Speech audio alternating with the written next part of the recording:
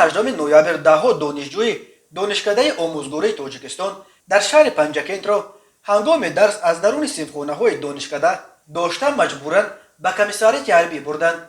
در این باره والدان دانشجویان به پایگاه خبری بامداد خبر داده از رفتار به گفته آنها غیر قانونی کارمندان مقامات شکایت کردند.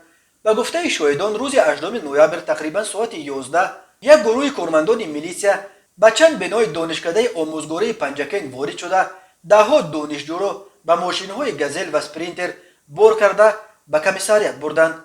برای هنگام درس به آگاهی غیر قانونی داشتن و زیاده از این بیش از 3-4 ساعت نگاه داشتن فرزندان ما که باید جوابگر باشد. همین دولت صاحب دارد، قانون عمل میکند، پروکورورها هستند، میپرسند پیوندان جوانان ابله شده.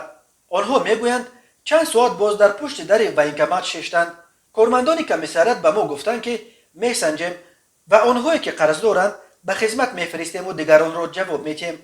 نقل کرد پدر یکی از دانشجویان ابله شده.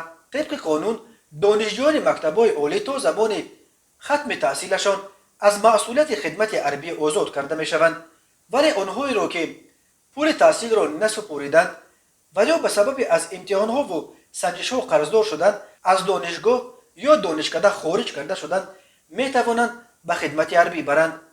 دعوت به صف قوه‌های مسلح تاجیکستان هر سال 2 مرتبه بهار در ماه‌های اپریل، می و تیرماه در ماه‌های اکتبر و نوامبر صورت میگیرد.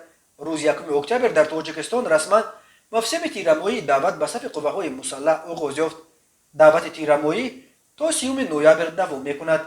وزارت مدافع تاجیکستان خبر داده بود که الکی در ماه اکتبر نقشه دعوت به صف قوه‌های مسلح در سراسر جمهوری 70% اجرا شده است، اما گفته میشد که دعوت در ولایت ختلان و سوخت نسبت به دیگر منطقه‌های تاجیکستان نسبتاً کمتر جریان دارد. ولایت سوخت در ماه یکم دعوت تیرماهی نقشه دعوت را همگی 56% اجرا کرده بود. درباره چند فایز اجرا شدن این نقشه در پنجکent اطلاع دقیقی در دست نیست، ولی منابع بامداد میگویند این نقشه تا حال اجرا نشده است و به این دلیل ستاد محلی دعوت قریب هر روز تا پاس شب جلسه برپا میکند.